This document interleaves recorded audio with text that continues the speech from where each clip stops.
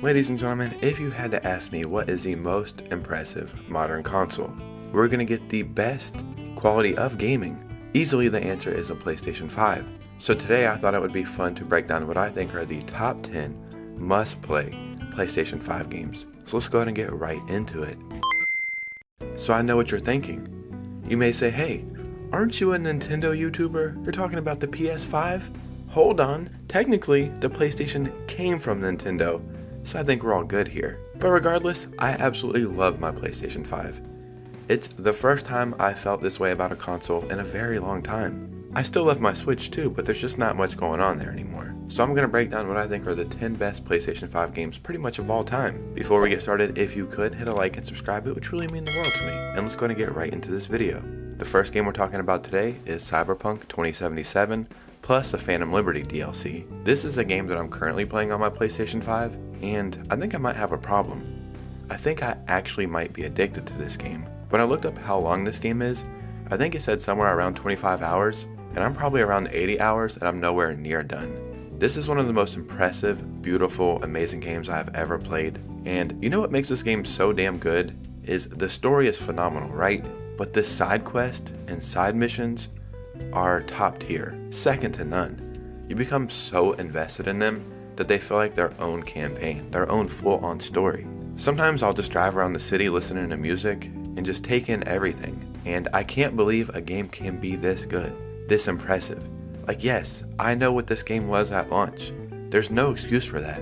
But if you ever get a chance to play this now, it's truly amazing. It's a definition of a masterpiece. And I truly think this is the greatest game that I have ever played in my entire life. This is a fantastic start to this list.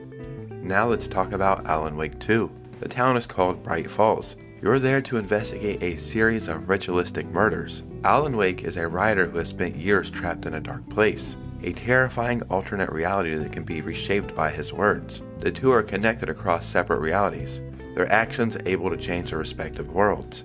When the events depicted in a horror story cause Bright Falls to become engulfed in a corrupted, supernatural darkness, both Anderson and Wake must use their powers of light to survive and protect the ones they love. So a threshold I had for making this video, because there is so many great PS5 games, is games that I consider absolute masterpieces. Games that are experiences, that make you feel something when you play them. If you ever played the original Alan Wake, I think back on 360, you know how good it was. It was ahead of its time in my opinion. Alan Wake 2 may be one of the greatest video games ever created. It also has some of the best graphics and gameplay in any game pretty much ever, and if you've never had a chance to play this, you're doing yourself a disservice. You definitely need to check out Alan Wake 2. So what about a cheap game? You know, cheap games are cool. Wait. Free games. Those are even coolier. So what if I told you one of the best PS5 games of all time is absolutely free, and it's included with your PlayStation 5? I'm talking about Astro's Playroom. This is on your PS5. If you haven't played it, do that. Like, finish watching this video first, but then go and do that. What this is a glorified tech demo. It's showing you everything that's possible on your PS5, and I'll go ahead and warn you, when you're done playing this, you're gonna feel a little empty because it's gonna be hard to recreate that feeling. The PS5 controller, hands down, the greatest controller of all time. I didn't like the PS4 controller at all. I hated the shape of it, but the PS5 controller is somewhere mixed between an Xbox One controller, a PlayStation controller, and a Nintendo Switch Pro controller, and it's the perfect fit, at least to me. And all the technology that goes into it and the haptic feedback, it's truly remarkable how far gaming controllers have came. This is such a fun game. Like, it's a great platformer just by itself. But when you use the controllers and you utilize the motion controls and everything that goes into it, it really is one of the best PS5 games of all time. And in my opinion, when you talk about mascots, like Nintendo has Mario, Xbox has Master Chief, Astro is the PlayStation mascot. They need to do more with him. Now let's talk about Baldur's Gate 3. It seemed like this game came out of nowhere and took the world by storm, and it won pretty much every damn game award you could possibly win. Even Game of the Year award over Tears of the Kingdom. That's a feat in itself. This game is so impressive because so many people fell in love with it, and rightly so, but it's a Dungeons and Dragons adventure. That's such a niche thing to get into. Abducted, infected, and lost. You are turning into a monster, but as the corruption inside you grows, so does your power. Forge a tale of fellowship and betrayal. Caught in a conflict between devils, deities, and sinister otherworldly forces, You and your party will determine the fate of the Forgotten Realms. Now let's talk about God of War Ragnarok. Earlier I mentioned I think Astro is PlayStation's mascot, but if that's not working for you, then we'd have to give it up to Kratos, right? Is there anybody more badass and cooler than Kratos in the history of gaming? Probably not. If you ever played God of War, I think the one that came out in 2018, then you know how amazing this is, right? Everything that was in that game, somehow they took it to the next level and made it better. The gameplay, the writing, the graphics, the story, just everything. It's top tier. Journey through dangerous and stunning landscapes, while facing a wide variety of enemies, creatures, monsters, and Norse gods. That sounds pretty badass to me. I don't think I need to explain more. So it would be impossible for me to make this list without adding Spider-Man 2. Like, I'll be honest with you. I don't think Spider-Man is for me per se. Maybe I'm just not a big superhero person, but I can't argue that this game is a damn masterpiece. Swing, jump, and utilize new web wings to travel across Marvel's New York, quickly switching between Peter Parker and Miles Morales to experience different stories and epic new powers, as an iconic villain, Venom threatens to destroy their lives, their cities, and the ones they love. We could talk all day about who the best protagonist is and the best heroes are, but hands down one of the best villains in the past 10 years is Venom in Spider-Man 2. He truly is so cool. Like, you're not supposed to root for the villain, but you kinda want to just because he's so cool. New York City looks absolutely stunning in this game, and yeah, this is another game I don't think I need to explain more. This game easily made this list. So PlayStation and Gran Turismo, that's a pair as old as time, right?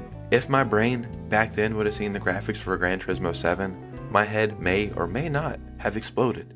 Again, you could call this a tech demo because it shows you how powerful the PS5 can be and how good the graphics can be and how realistic a game can feel, but it's just a fully fleshed out great game. So many racing games that kind of started maybe semi-realistic have kind of went the arcade racing route, and for some of those, I guess that's the right approach, but Gran Turismo has always went for ultra realism, and in my opinion, they are the standard. This game has over 420 cars. That's crazy. So you're definitely going to be able to find your dream car in this game. Take over 400 cars and race them on over 90 different tracks. And yeah, this game is truly impressive, and I'm so excited to see what Gran Turismo is going to be like in the future. Because honestly, how could it ever get better than this? Now let's talk about Final Fantasy VII Rebirth. So if you're like me, you probably played Final Fantasy VII back in the day, and it came on multiple discs, and you knew you were on your next great adventure. When I heard they were remastering it, I was kind of cautious a little bit, but what they've done with Final Fantasy VII is so extraordinary. And when I think of great games on the PS5, this one comes to mind immediately. And this is just my opinion, but this is probably the greatest Final Fantasy game of all time now. Like, when I think about it, I don't know how a team of people sat down and brainstormed this and made it come to life and made it this good. It just shows how powerful the PS5 is and how great games can be for this generation. PlayStation 5 is really taking the quality over quantity route. And yes, I know it feels like there's not as many PS5 games as you want, but when you see games come out like this, and this good of quality, then it kind of makes you take a step back and understand why they're doing it. And yeah, again, this game easily made this list. So the next game we're talking about was my first real PS5 experience. And one of my amazing subscribers sent me this game in the mail because they wanted this to be my first PS5 experience once I got my PS5. And I'm so thankful for that. Truly, it's one of my favorite gaming memories of all time. And I'm talking about Ghost of Tsushima, the director's cut. So I'm a huge history fan, and I love ancient Japanese stuff. And this game, again, was an experience. Like, I had seen footage of this game and gameplay of it for years. And it's funny, it's a game that you've never played before, or at least I hadn't at the time. But I knew I was going to love it. So I anticipated it so much. And not only did it live up to the hype for me, it exceeded my expectations. This is a game that's just so good to me. When I think about it, I don't know how they're going to improve it. Like, again, when I was playing this, I got invested to the characters. I had formed an actual bond with my horse. This is a game that I could make a dedicated video about because it would take me hours probably to explain why I love this game so much. But I don't have that much time in this video.